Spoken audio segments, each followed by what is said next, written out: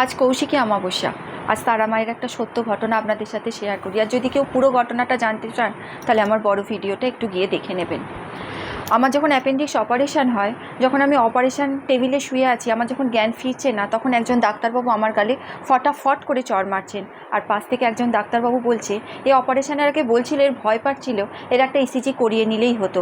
কারণ আমরা যখন অবচেতন অবস্থায় থাকি তখন আমরা সমস্ত ঘটনাই শুনতে পাই, কথাবার্তা শুনতে পাই, শুধুমাত্র হাত পাগুলো নাড়াতে পারি না।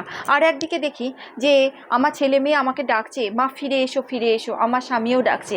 অন্যদিকে আমি দেখছি তারা মা আমাকে বলছে, আয় চলে আয় আমার সাথে আয়।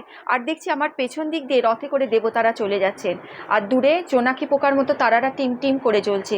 আমি তখন মাকে বলছি, মা আমার ছেলে মেয়ে যে খুব কাঁদছে, আমি যে পারছি না।